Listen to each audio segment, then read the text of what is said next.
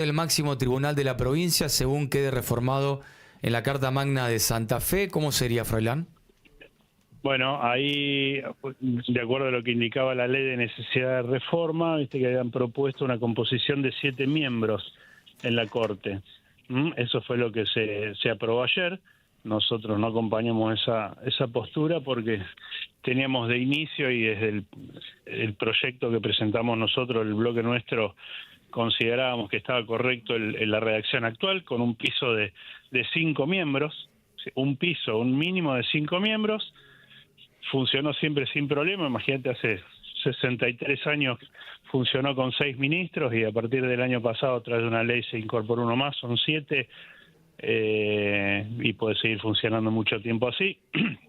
Y nada, y entendimos que poner un número rígido de miembros de la Corte puede ocasionar algún problema, porque si el día de mañana, imagínate, algún ministro por alguna cuestión no se jubila o renuncia o fallece, no va a quedar compuesta la Corte de acuerdo a lo que dice la Constitución, ¿entendés? Más allá de que se pueda incorporar un conjuez. ¿Eso no se salva momentáneamente con algún subrogante o con juez que ocupe ese lugar?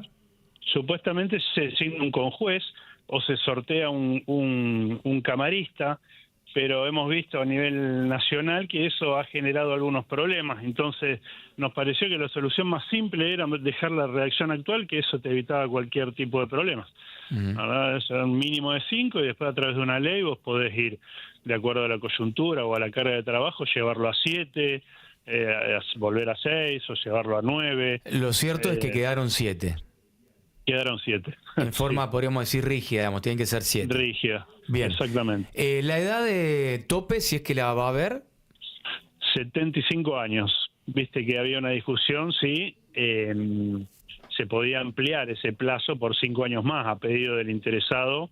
Se hacía una petición a la legislatura y la legislatura te podía dar esos 5 años más, es decir, hasta los 80, pero bueno, luego eso se interpretó como que llegada la edad el juez podía estar condicionado esperando que le den esa ampliación y bueno, se desechó esa idea y se estableció y se fijó tope máximo de 75 años. Bien, perfecto. ¿Qué otros cambios importantes a destacar? Bueno, a ver, fundamental, y creo que en esto hubo bastantes coincidencias entre los distintos bloques, es colocar o darle rango constitucional al Ministerio Público de la Acusación y al Servicio Público de la Defensa. Estos son dos órganos con 2 cabezas distintas, pero que forman parte de un mismo Ministerio Público, que ahora se estableció que van a funcionar con autonomía funcional, con autarquía financiera y por fuera de los 3 poderes tradicionales, ¿verdad? Por fuera del Poder Judicial, más precisamente. Es un órgano extrapoder. Organismos que sí, no se quiso incorporar la palabra extrapoder porque eso generó, viste, algunas dudas. Algunos pensaban como que se estaba formando un cuarto poder y no es así, es un organismo más que va a estar por fuera del ámbito del Poder Judicial, porque hoy estaban dentro del ámbito del Poder Judicial y dependían como cabeza de la Corte Suprema de Justicia. Ahora van a quedar de manera independiente, con cada uno con sus cabezas, es decir, con el fiscal general y con el defensor general. Ahí me detengo un instante, porque nosotros hemos seguido de cerca los cuestionamientos que han marcado la Asociación de Fiscales, considerando muchos integrantes de estos órganos que lo que se vaya a consagrar va a resultar inconstitucional, digamos. Me refiero a la elección y la composición de quienes deben sancionar o elegir fiscales y defensores y luego la duración de los mandatos. Exacto. Bueno, ahí tenés, por un lado, esto que vos mencionabas de las asociaciones y diversos estamentos que estaban pidiendo algunas cosas, por así decirlo. En un punto eso creo que se satisfizo, que fue la independencia de estos organismos, es decir, sacarlos del ámbito del Poder Judicial. El tema que es más álgido y que sí que está generando muchos inconvenientes, y de hecho nosotros también votamos negativo, o sea, no acompañamos la postura del oficialismo, es en el caso o en el tema de los organismos de selección y de remoción de magistrados, de fiscales y defensores. ¿Sí? Ahí, bueno, nosotros teníamos un proyecto propio que establecía un consejo de la magistratura que hacía ambos procesos.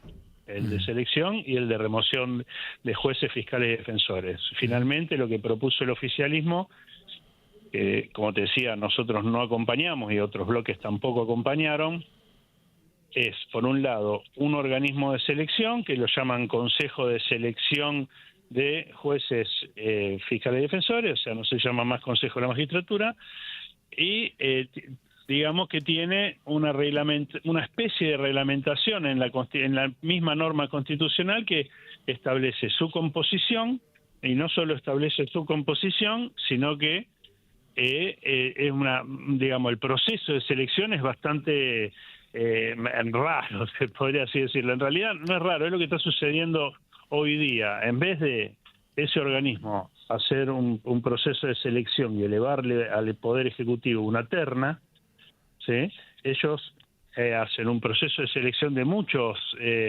candidatos. Es como que se conforma una lista que pueden ser 20 personas que aprobaron, digamos, el examen, o sea, que superaron un piso de idoneidad técnica mínimo, y de esa lista el gobernador va a tener la discrecionalidad de elegir al que quiere. Sí, volvemos a lo que ha sido en su momento quienes han sido elegidos como camaristas, atento a que no en el orden de mérito no ocupaban los primeros lugares. Exacto, perfecto, tal cual. Nosotros lo que propiciamos, por supuesto, es una elaboración de ternas vinculantes, es decir, para eso trabaja el organismo, hace los exámenes, estudia los antecedentes objetivos de cada postulante, promueve las entrevistas con cada uno, y eso luego con eso hacen un orden de mérito, es decir, lo que nosotros pretendemos o propiciamos es que a la hora de elegir un magistrado, un fiscal, un defensor, se elijan a los mejores, a los que están más aptos, no al gobernador de turno le interese por alguna cuestión, conveniencia, conocimiento. Ahora, Froilán, perfil, o lo que sobre quiera. esto me parece que de lo que se ha venido escuchando por afuera, es lo que más fricción ha generado y lo que quizá futuro más inconvenientes podría generar la Carta Magna, ¿no? Porque el resto de las cosas me parece que no hay tantas sombras como acá. No, por eso te decía, el punto más álgido es este, y no el proceso de selección. El más álgido es el proceso de remoción, que nosotros estamos convencidos de que está errado y que va a tener en el futuro severos problemas. Porque ellos están haciendo o conformaron un tribunal de enjuiciamiento que está compuesto en su mayoría por el estamento político. Ellos proponen un tribunal de enjuiciamiento que tiene 6 legisladores, un ministro, 2 jueces y 2 abogados, es decir, 6 por sobre 5. ¿Qué quiere decir esto? Que hay preponderancia de un estamento político por sobre los demás estamentos. Entonces sigue quedando la potestad de remover un juez o un fiscal o un defensor de la mano del sistema político, del estamento político. Y esto entendemos que es contrario a lo que establece la Constitución Nacional, porque Constitución Nacional, artículo 114, cuando habla o cuando conforma o establece el Consejo de la Magistratura, dice siempre que la composición de este organismo debe ser equilibrado entre los estamentos. Y esto lo trabajamos mucho en la Comisión de Justicia y otros órganos constitucionales. Fue muchas reuniones en las cuales tratamos de convencer o de hacerles entender la inconveniencia de conformar un organismo compuesto de la manera que ellos pretendían.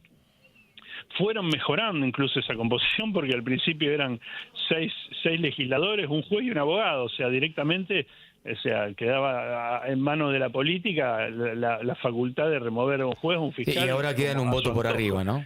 Y ahora quedan un voto por arriba, claro. Es decir, cuando venían y decían, no, ahora lo mejor, hicimos un organismo superador no, les decía yo, porque siguen siendo desequilibrada la composición, van a tener un problema constitucional grave. ¿Por qué? Porque hay muchos organismos y muchas asociaciones que ya le están advirtiendo a la provincia sobre este tema. Bien. Muchísimo. Hasta acá, Froilán, en tiempos de radio. Dale. La verdad que no ha sido la tuya la única voz que ha marcado esto con preocupación, y en lo personal me queda un sinsabor de que en realidad se terminen trabando designaciones o sanciones o incorporaciones ante vacancias, porque esto da la pauta de que es muy recurrible. Entonces, seguramente se van a dilatar mucho los plazos, ¿no? Sí. Esa es la sensación que uno le queda. Sí, se van a dilatar los plazos y nos arriesgamos a tener algún tipo de sanción. Incluso yo ayer en la sesión, por lo menos... sanción incluso de rango tanto nacional como incluso internacional. Exacto, pensar que hay una recomendación de la procuradora, de la relatora de la independencia de magistrado de la ONU. Lo decía el doctor O'Connell con nosotros el otro día.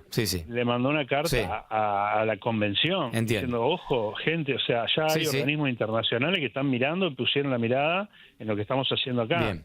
Y bueno. Hasta aquí veremos cómo se termina materializando. Te agradecemos el tiempo, Froilán.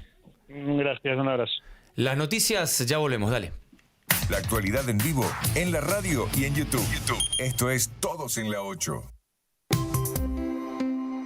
Conectamos con tus ganas de estar en casa. Ahorra tiempo y hace tus trámites en la oficina virtual. Podés pagar tu factura, poner el servicio a tu nombre, adherirte a